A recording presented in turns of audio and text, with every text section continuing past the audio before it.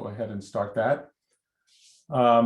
So today we have something a little bit different, and I'm really excited. We're going to have a panel here. You see Julia Hoffman from Teladoc, Trina Histon from Kaiser Permanente, and Francisca Azocar from Optum. So today's we're going to be talking about digital mental health from the perspective of healthcare systems, payers, and industry. This talk is an outgrowth of the Banbury Forum, which was held about 2 years ago, and there was a publication that came out about a year ago. And that forum included representatives from healthcare industry, from payers, researchers, industry, patient advocates, and it came out with 3 recommendations. The first was that digital mental health, particularly for common mental health problems like depression and anxiety, is effective and should be offered as part of in our healthcare system. The second was that reimbursement mechanisms need to be developed to support that. That was a major barrier. And then third, that we need evidence standards, an evidence standards framework to support decision making. And 2 of the members today, Trina and Francisca, were also members of the Banbury Forum. So a brief plug here for the Society for Digital Mental Health. That's an outgrowth of the Banbury group. And it was formed in part to support those objectives and to realize those recommendations. It's a big tent organization. We're seeking to include not only researchers, but people from healthcare, from payer systems, from government and industry. And membership is free. I will, in a few minutes, put a link to that in the chat. But today, we're going to have a panel, and we'll start with some brief introductions. So each of our panel members will give a brief introduction to themselves and their organization as it relates to digital mental health. So we will start with Trina, and she's having a little bit of difficulty with her Zoom, so I will share share my screen here. Yeah, well, thank you, David, for being my slide carrier. With technical difficulties, we're talking about digital mental health, and technical difficulties always seem to happen.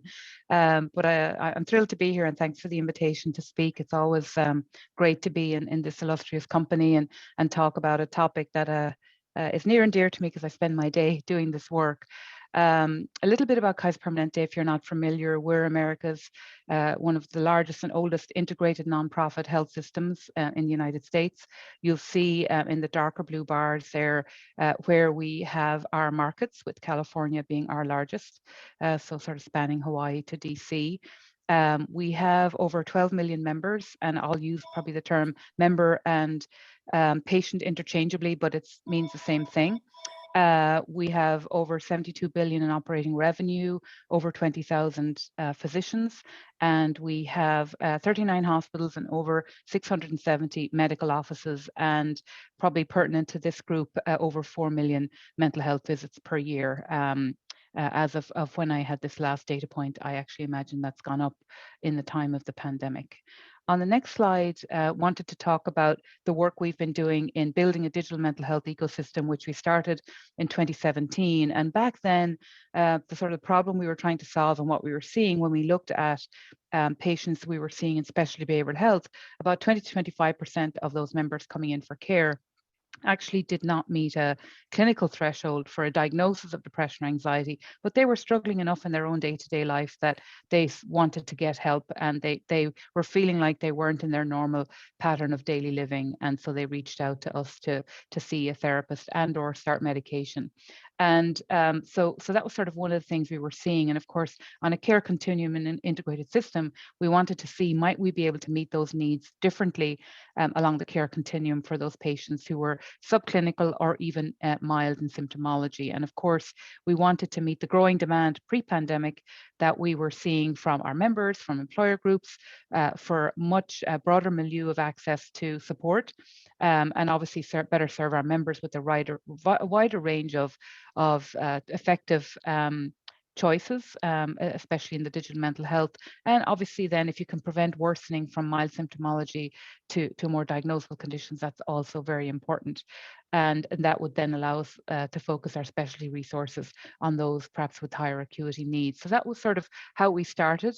And on the next slide, you'll see that one of the things we've done is leveraging human-centered design. I'll speak in a moment about that, but we interviewed like 99 people, including patients, therapists, psychiatrists, primary care doctors, managers, subject matter experts internally, externally in the US, and then looked at other health systems like the NHS and Australia, really trying to see how they were putting together their step care model, which would include the subclinical space. And so everything you see in the thought bubbles here was actually what we heard from members. And you'll see it sort of ranged from symptoms and emotions related to depression, anxiety, and adjustment disorder. And if you've that one door into care, that line can get quite long. And so we were really looking to see, could we provide more opportunities and more convenience for members who might again be in that subclinical space. So that was sort of our early clarion call. On the next slide, I just want to mention that for me, this has been a game changer. I'm embedded with our design consultancy in Kaiser Permanente, and really leveraging human-centered design methods, which I know you in Northwestern and beyond are very familiar with. It's an empathy-based problem-solving methodology, and really can focus on what we think, feel, say, and do, which can often be very divergent. We're irrational beings, as we know. And so really looking at every turn from the clinician's perspective, you know, what's their workflow, what are their needs, how do they currently support somebody who might be subclinical or mild symptomology, and then from the members' perspectives, you know, what tools and techniques will they find valuable to help them manage through that moment. And so this for me has been the engine of the work that we've been doing. And it remains a game changer from my perspective on how we solve some of these problems we're addressing. On the next slide, very quickly, this is the ecosystem that we've built. I'm going to spend you know, the time and probably the comments I'll be saying later on in the panel discussion, prefacing the clinical pathways that we've been building. Really are putting tools in the hands of our clinicians so they can make a referral via our EMR, and those tools can be apps, they can include audio, they can include some articles, so the clinician can kind of titrate the readiness of the member to sort of receive an app referral, if you will.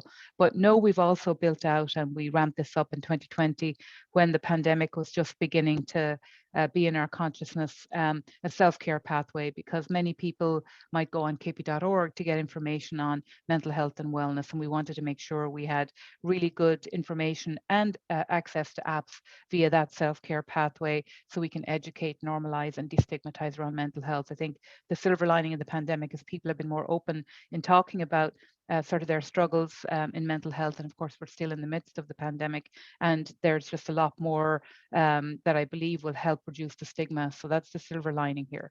So on the next slide, you'll see our process.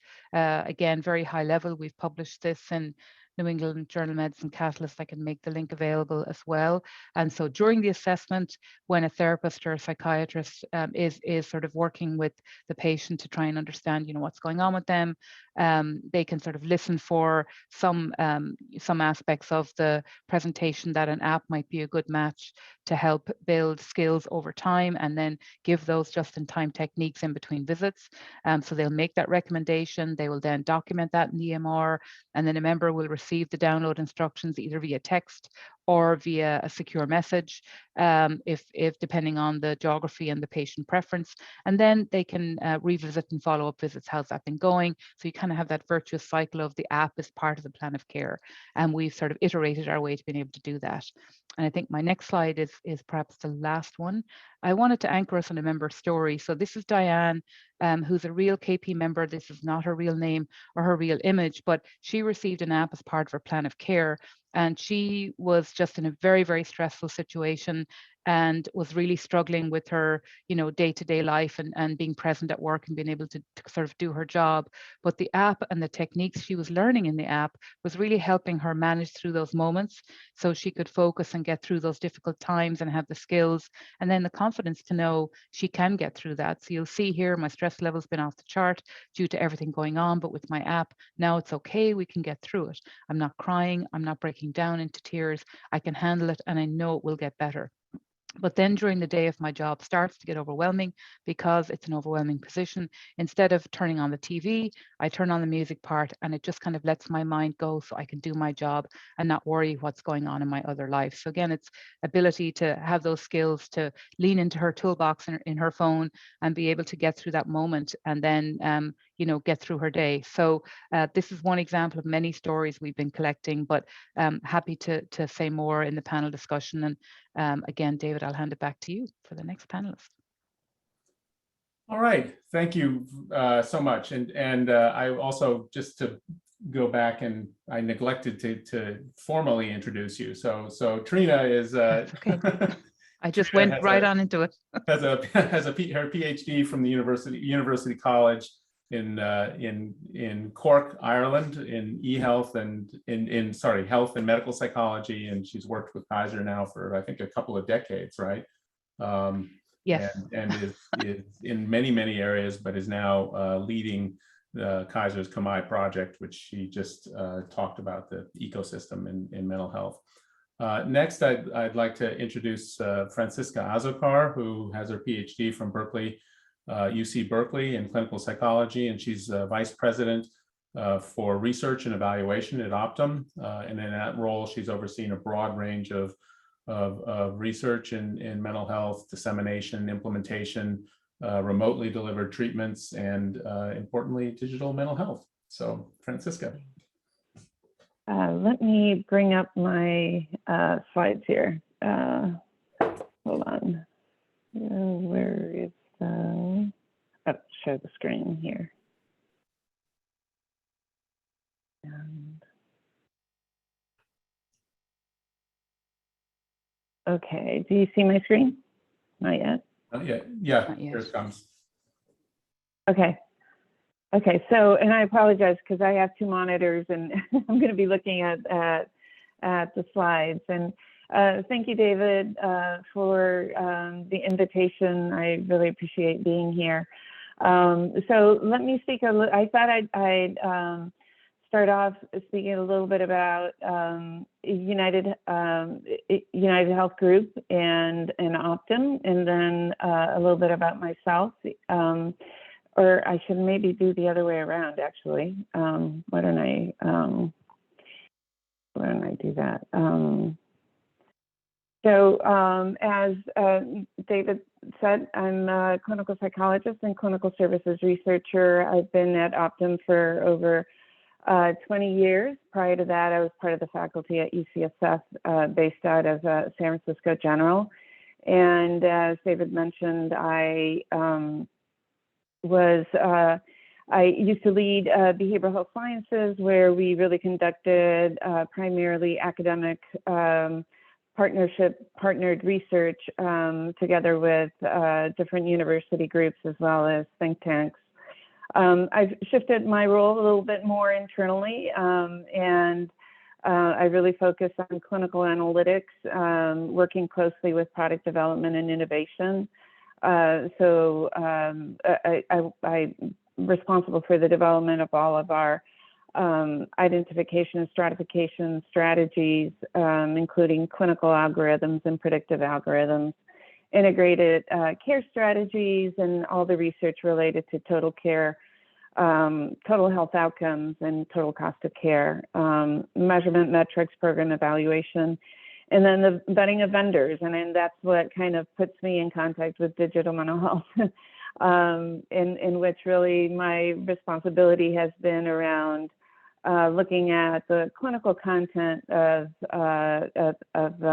different digital mental health vendors, as well as looking at the evidence behind their tools.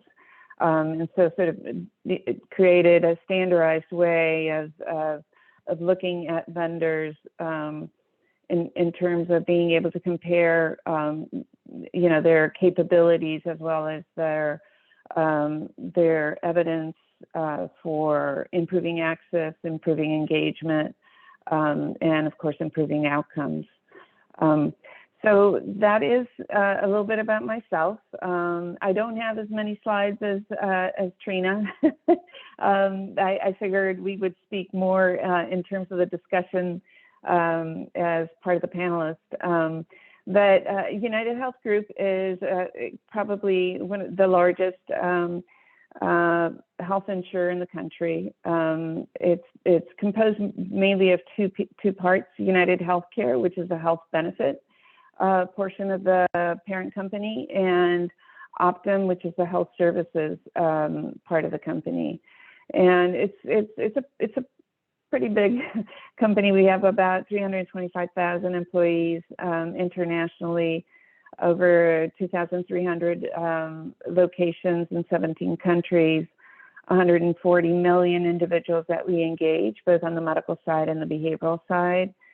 We also have, we've been developing, I should say, direct care delivery systems, and so we have about 128,000 care delivery clinicians.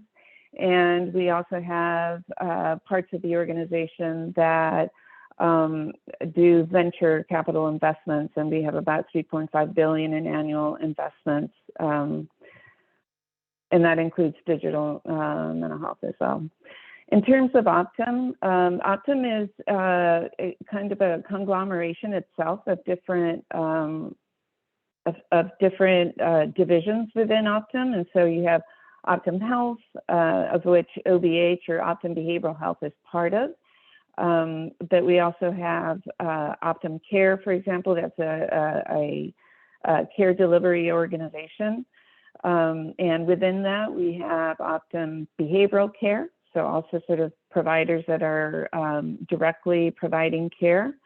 We have Optum RX, so our pharmacy side, Optum Serve, which is our military and armed services side. Optum Labs is our analytics, research, academic partnerships.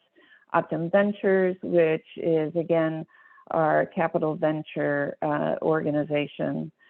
In terms of Optum Behavioral Health, we're the largest managed behavioral health organization. We cover more than 37 million members, including 3.8 million as part of carve-outs from other health plans, Medicaid members, and Medicare Advantage members. Our provider panel is about 260,000, of which about 60,000 have virtual behavioral health capabilities in all 50 states. And then we also have sort of a sub-network of ABA providers. And internally, we have about 600 licensed care advocates and case managers, and about 70 board-certified psychiatrists. So that's kind of an introduction of Optum Behavioral Health. And I think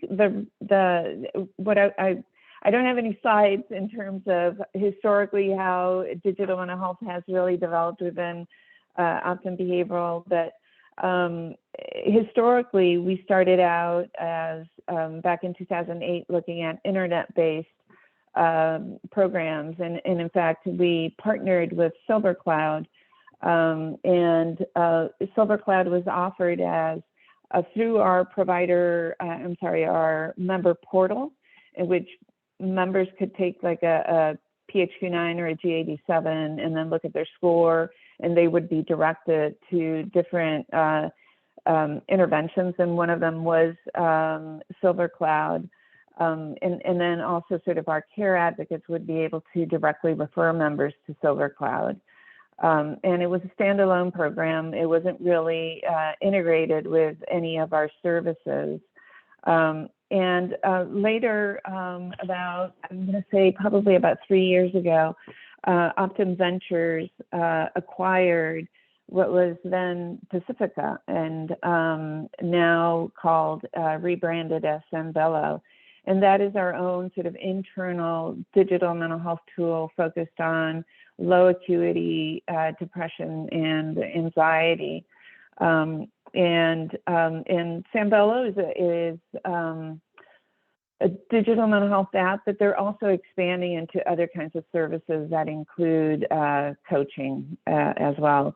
And then another acquisition that we had is Able to, which is sort of virtual technology as well as so digital mental health in addition to telemental health. And they, in terms of their digital mental health, they have Joyable, which again serves more of a mild to moderate depression, anxiety population, and is integrated with the rest of their capabilities, including coaching and telepsychiatry, telemental health. As these are sort of our internal tools that we currently have, but a lot of what we are currently involved in is really sort of vetting different kinds of digital mental health organizations and I would say aggregator organizations where they have some of these capabilities, and really going through sort of a vetting process to see how we incorporate them into our current services. So I think more to come in the discussion panel, but I'll stop there for now. Thank you, Francisca. And Julia Hoffman thank you. Julia Hoffman has her doctorate in psychology from the Palo Alto University and Stanford Consortium. And she's currently head of mental health strategy for Teladoc. But Julia has really been involved in digital mental health for a long time, starting at the VA, where she was the person that was, one of the people really responsible for starting the whole suite of VA apps that we heard about a couple of months ago from Eric Kuhn, who's now leading that. So Julia. Thank you. So thanks so much for having me. This is really a treat. I am a representative of industry now, which still, even after a few years, doesn't exactly feel like it fits right. But you're right. I started at the Department of Defense and then later at the Department of Veterans Affairs, where I was National Director for Mental Health, National Director for Mobile Health within mental health services and suicide prevention. With Eric Kuhn, in partnership with the whole team there, who continues to build out and really build the features of those apps that we dreamed about, including integrating them further into VA, which is the largest integrated healthcare system in the country, right? So I bring up that background before I get to my current role for a couple of reasons, including that, I think I am a licensed clinical psychologist by background. I did spend a bunch of time in places that do not have a profit motive or shareholders, but also because I think that a lot of where we all believe digital mental health is going next is finding ways to integrate it into the existing systems of care. And so, having had that health system experience, I think really does shade my opinions of what's challenging and where we're going and what's possible. During my time in VA, I left, I ran a consultancy for a while on my own, consulting to all of the then baby startups and some big pharma companies, sort of all across the whole spectrum, ranging from, actually developing content for products, actually developing product strategy, all the way up through mergers and acquisitions. So for example, for Azocar pharmaceuticals. So I've seen every iteration of this field, I think, over the past couple, almost 2 decades. Exactly 2 decades, actually. And that's really kind of incredible. We started obviously with web, so before mobile was a thing. So Teladoc Health, in case you don't know, let me make sure that I can actually advance my slides. There we go. Teladoc is really large. It is seeks to deliver virtual care for consumers. That's the part that most folks know about. Enable providers to offer virtual care and just generally empower people to live healthier lives.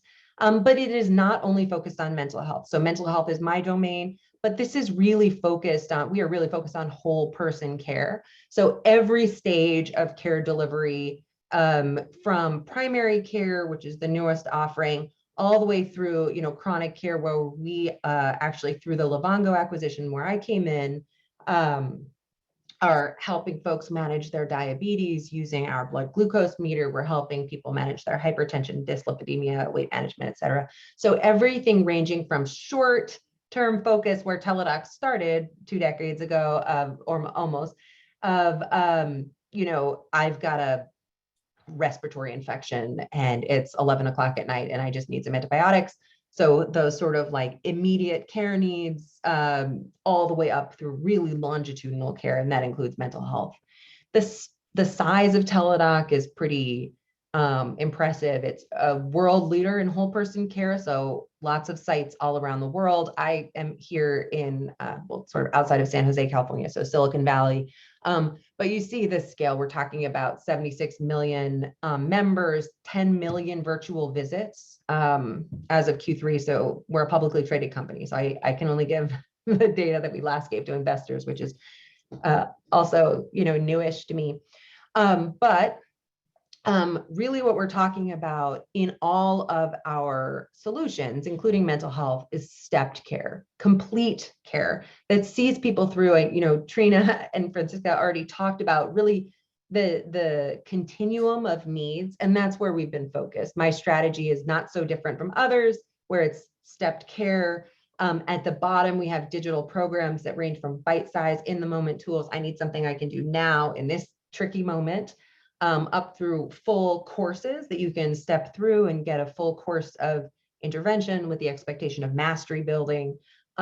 In the blue levels, we've got remote care. So this is engaging humans, but who are not licensed. And at the top, we have Teladoc's historically bread and butter, which is, licensed therapy and psychiatry offered. And then this little infinity symbol over on the right side represents the AI engine that is behind all of this stepped care model, because foundationally, my strategy, my thinking is you need to offer as comprehensive of a product line and sort of integrated as a product line as possible. But then you also need to have all of the intelligence to flip through it, right? I think about Netflix when I sit down to watch, or even not just Netflix, all of the services, because now I think I pay for every single one. And you try to decide what it is that you want to watch. It could take forever, right? Thank goodness they have that navigation behind the scenes to help. People who are in emotional distress, even if it is subclinical, need that guidance in order to say, not just, we have this full range of opportunities for you to engage with us, but how might you most successfully engage, or how might you most successfully engage first or right now? And we have incredible data science capabilities to keep that flywheel running. We do cover breadth in terms of content as well. So I don't want to go into this. I want to get to the fun panel part, but just to be clear that not only are there a range of steps of offerings in terms of sort of level of severity or acuity that they would be appropriate for, but also we have a full range of different interventions for different types of problems, some of which, like in the center, are real proper clinical problems, depression, anxiety, insomnia, et cetera. And some of them around the edges are things that people maybe more contextual or just part of a person's life, culture, things that create non-clinical or subclinical challenges. So that's it for me. Let me stop and kick it back over to you. Thank you. Thank you, Julia, and thank you, Trina and Francisca. So those were great introductions, and so why don't we go ahead and get started? So each of you really talked. Part of what you talked about was integration into processes of care, both as one of the big opportunities. And I guess the first question would be, how do you or your organizations approach care integration, and what are the goals and the incentives of the organization, and what are the biggest barriers or challenges? Well, I can start. I sort of focused a little bit on our whole person construct, right? And so in order to take care of a whole person who in many cases might have a chronic medical condition in addition to their mental health needs, in addition to whatever sort of regular old people stuff is going on and that may need medical attention or just support. Really, I think there are two questions. The first is we have built infrastructure to do that integration internally. So as much as possible, one of the benefits of my employer, the way that we're working currently, is that we are creating sort of a closed system where people can make referrals internally, where we can have, sort of actually when I was a clinician at VA, same thing, you've got a single electronic medical system, you've got all of the devices, all of the inputs and the health signals feeding into the same place so that we can have docs as educated as possible on the current moment of this patient or member. So there's one piece that's about really building in thoughtful structures for having care change hands wherever necessary. But also there has to be a connection to people's outside care as well. So we craft a lot of sort of easy to use tools for our docs and providers of all kinds to send out care summaries as needed into the outside world, knowing that we cannot possibly believe that we are the only people who are going to touch our patient members' lives on any given day. So all of that is really is really built in, that we can both ingest data from claims, but also from other providers, and we can also spit out provider summaries and other sort of care summary types of and plans as needed. David, I kind of interpret your question in two ways on the integration. So, and I would say I echo a lot of what Julia just shared. So as an integrated delivery system, we do come from a total health perspective. So it's connecting the mind, body, spirit, and the community that person lives in. That's sort of been our model.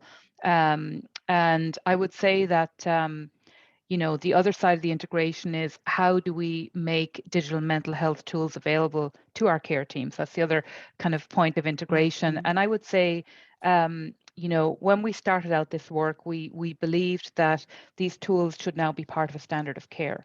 And we wanted to understand the current toolbox clinicians were using, back in 2017, feels like a long, long time ago, and really see how we might augment that with the standardized suite of tools. And we've deployed 6 apps, full disclosure, My Strength is one of them, across our care footprint. And I would say that the work there was, and again, from publications like from your good self and your colleagues, the confidence and belief that these tools could help wasn't generally high. So we wanted to kind of understand where that was coming from.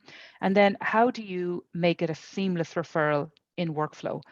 So the workflow integration is, you can have the best app in the world, but if you haven't thought through how the referral process will happen in the visit, you may just have a great app that never gets used, and we all sort of know those stories. So again, with that human-centered design methodology, literally shadowing clinicians, understanding their flow, how do they bring the conversation up, how might they introduce this kind of tool. So we spent a lot of time building out training materials and also making it very easy. So KP Health Connect is our EMR, it's an Epic-based product, but depending on where you're practicing, what instance of Epic you have as a KP Health Connect product, we want to make sure you've less clicks to drop down and make the referral. And then from the member's perspective, wanted to make sure it's super easy to receive the referral. So I can get a text for the app that I've talked to my therapist about, and I can seamlessly go in the Kaiser door, I'll call it the Kaiser door, so I can get access to that app. And then it's part of my plan of care. So that it's all that seamlessness took a lot of work, a lot of prototyping and iterating to get right across a pretty complex specialty behavioral health care footprint when you think of Hawaii to DC. So they're kind of the big things. And then ongoing, ensuring that we're building out that digital mental health competency We have on-demand training on how to make the referrals and what the tools are about for mindfulness meditation, also cognitive behavioral therapy, and then creating that clinical champion structure locally. So we're looking at our data, how do we improve, where are the best practices? So it's sort of a continuous quality improvement cycle. So they're kind of the two dimensions of integration that I think about.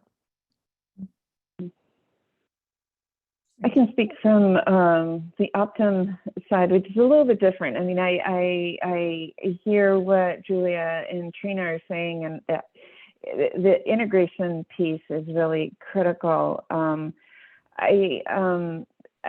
think for us, it's a little bit different in the sense that we don't have sort of an internal integrated provider panel. The part of our care delivery system that is direct to the patient is very small currently, and so really we depend sort of on our network, right, to provide both on the facility side as well as the outpatient side to provide care. And so what we are seeing is really a real change in the industry in terms of how providers are no longer sort of these small groups or these solo practices, but really sort of we see this phenomena of the aggregators, in which these are huge sort of provider groups, if you want, that are national.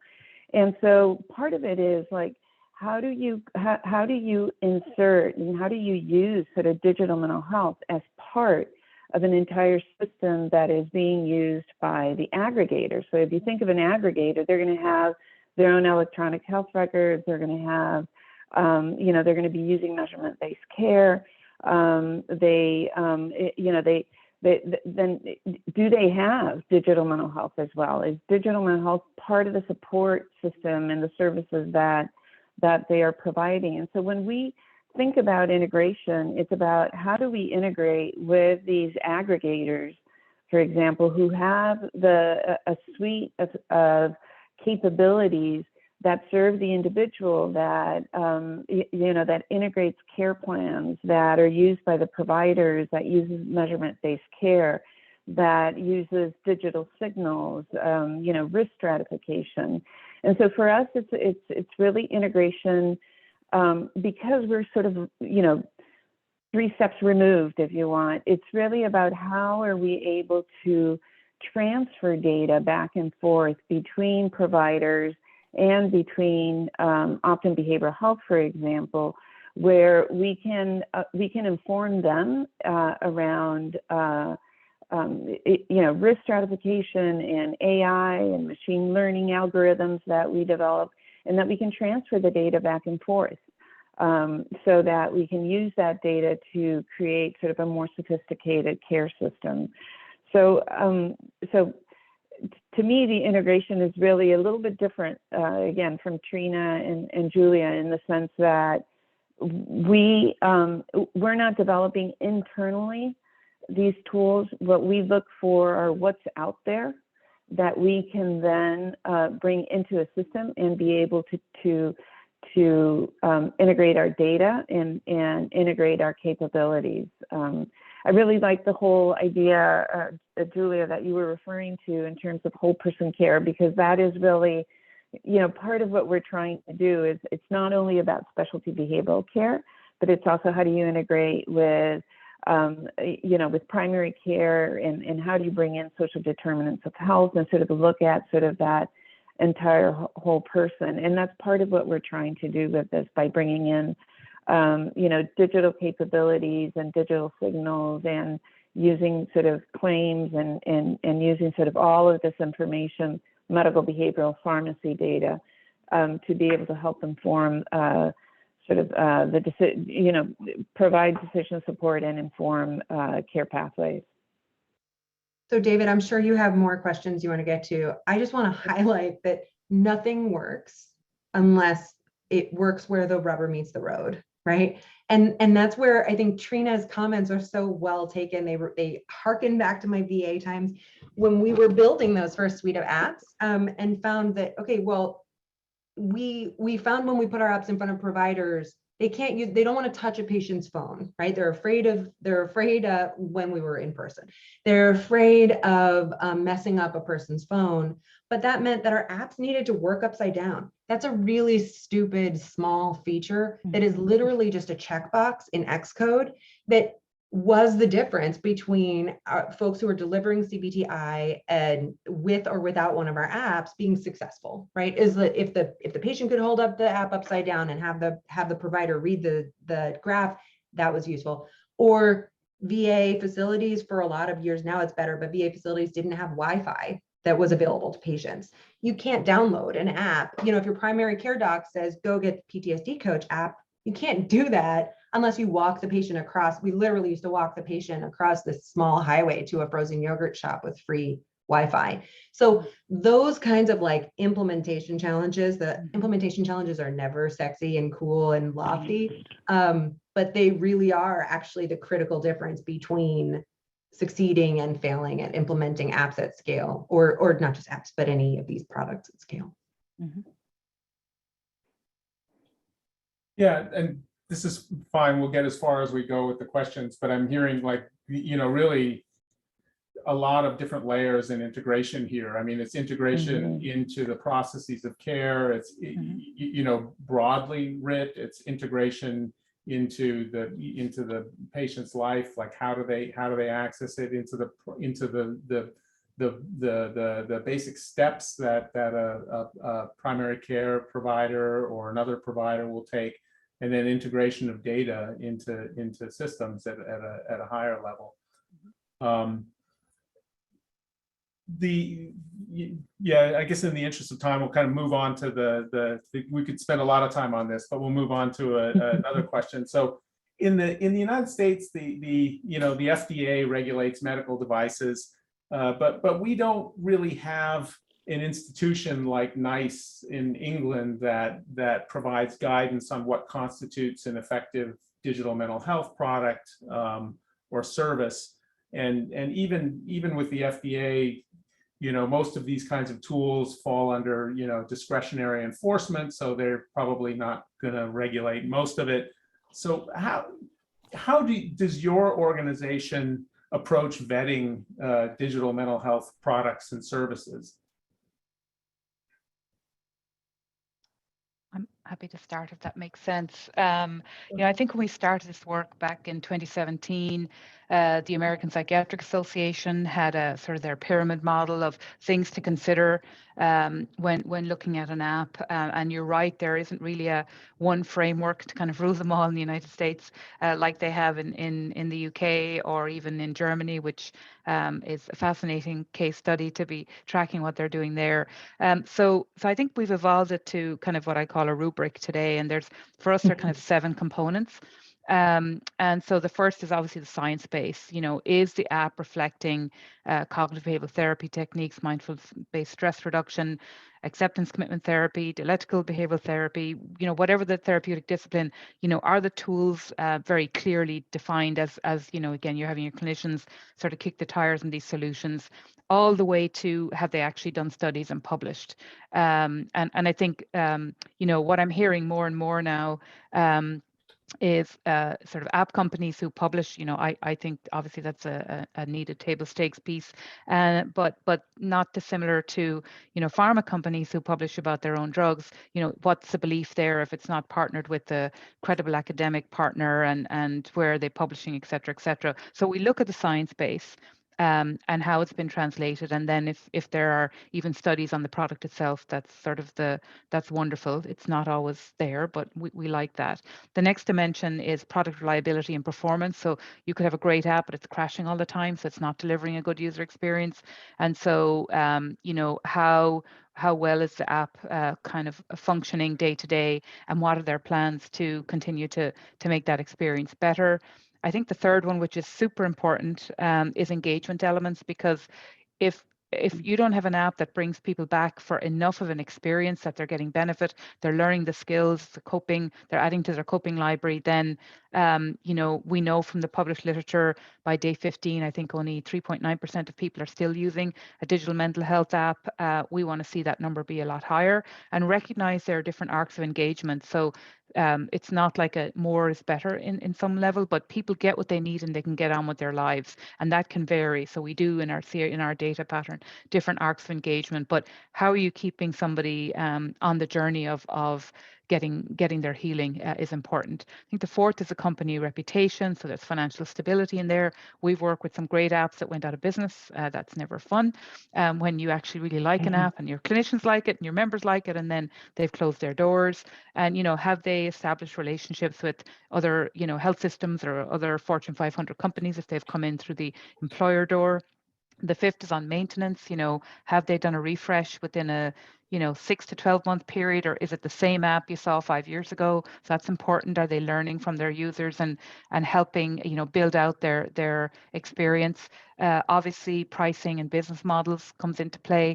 And then the seventh is integration and data security, which is thinking about privacy, data use agreements, and all of the very important things that are now getting talked about on a daily basis, which I personally welcome. So they're kind of 7 dimensions we have in our rubric that form an overall score. Some are weighted more highly than others, but that gives us a signal then on where the app fits in a continuum. It's great to hear, Trina. I think I'm going to borrow some of those ideas. Not surprised. Good. Some uniformity. Yeah. We like that. Exactly. So from the Optum side, we have been trying to. It's a very large organization, like I said, and one of the things that we struggle with is that there are many points of entry into our organization because somebody or another person, or you're knocking a lot of these sort of digital mental health developers who are sort of knocking at different doors. And so one of the things that we've been trying to do, and this is actually work that we're doing right now, is really develop sort of a single point of entry so that the entire organization, as we get tapped, that it goes to a single source.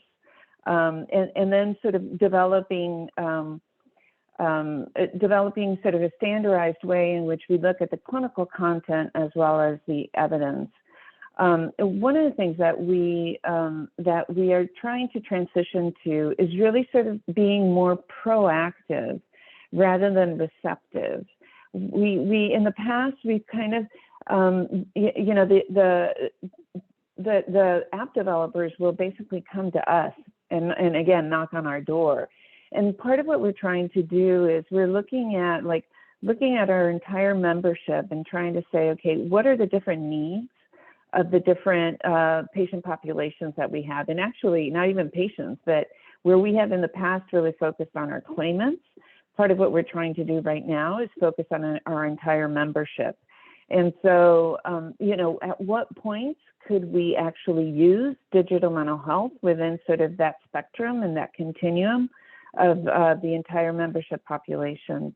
And so one of the things that we're trying to do in that is really look at what are the needs of these different segmentations that we call them, and really being more proactive in developing an RFI process so that instead of having them come to us, we will go to them and basically say, this is what we're looking for. These are the questions we're going to be asking you. And that way, it allows us to look at several vendors at the same time and be able to grade them sort of in a standardized way.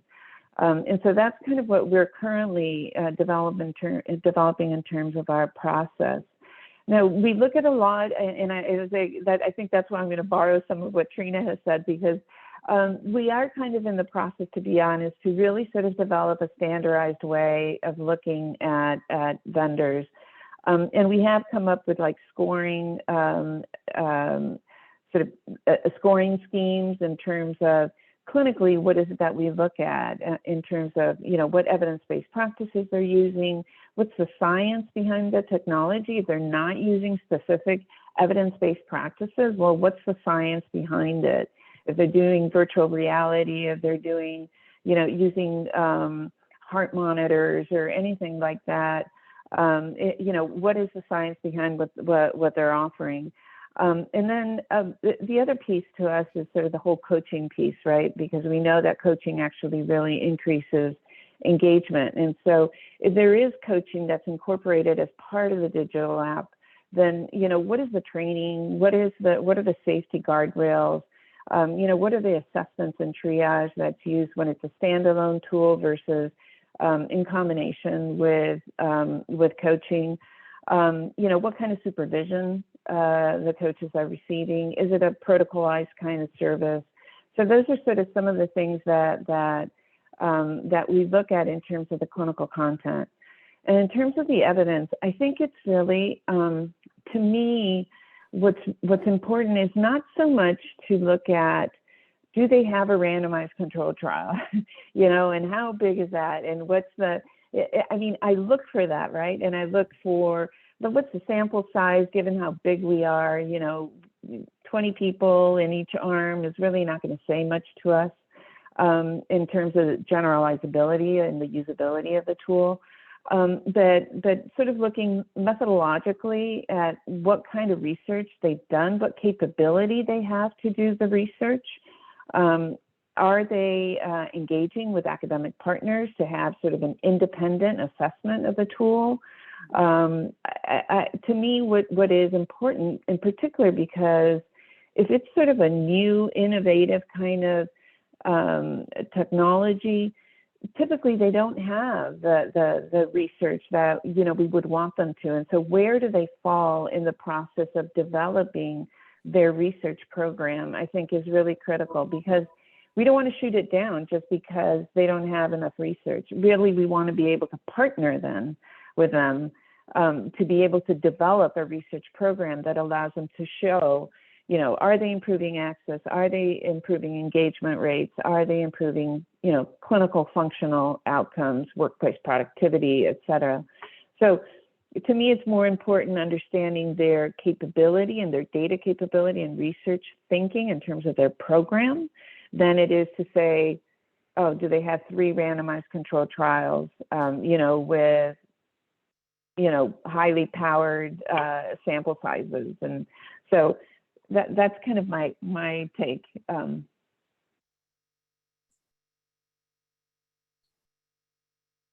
I don't have much to add to that one, David. I see there's so many questions in the Q&As. I don't know if you want to go through yours or we do a lightning round or what. Oh, there are a lot coming in, or a few. Well, I can answer this. So the first one for me is asking about, are we just using sort of self-report surveys as a snapshot of a point in time to understand a person's individual needs, and then potentially their clinical outcomes following the use of the products? We use continuous measurement of many kinds. So we have like visual analog scales built in, you get more density of data there. So what we find is, especially in a more subclinical crowd, that sometimes those visual analog, like a smiley face scale, is actually more effective at monitoring a person's change over time than our proper clinical scales.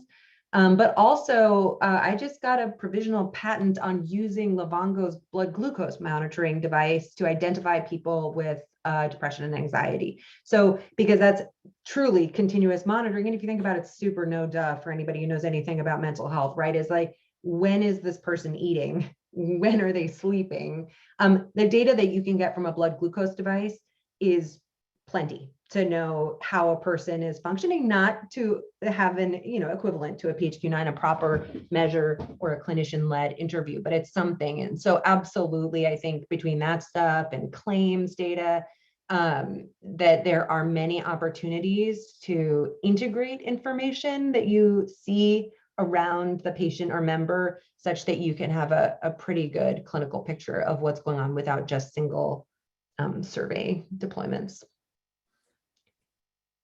All right, there's so much we could talk about in what you guys have just said, but just but there are a lot of questions here, and there's a few questions here around, having to do with reach, with the numbers of patients that you're actually able to you know, reach and sort of the engagement as a system. I wonder if any of you can talk a little bit about that.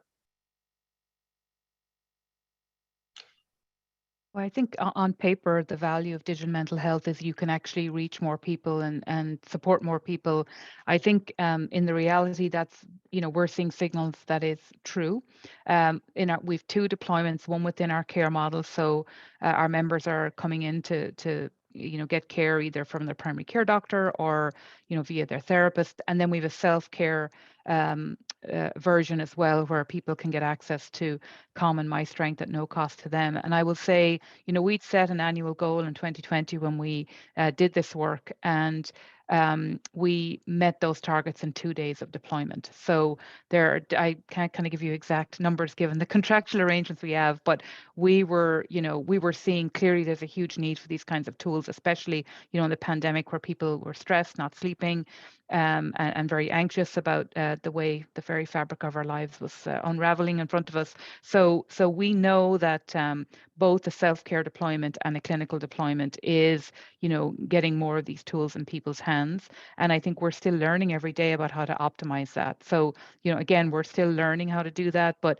making those tools available, they were definitely, and we still see month on month, you know, strength and growth of new members downloading the apps and leveraging them. So I do feel like we are beginning to reach populations who may not otherwise have had access to those tools. Any other things from your perspective, Yeah, Francisca? I mean, I would say I would only expand on that to say that user experience matters.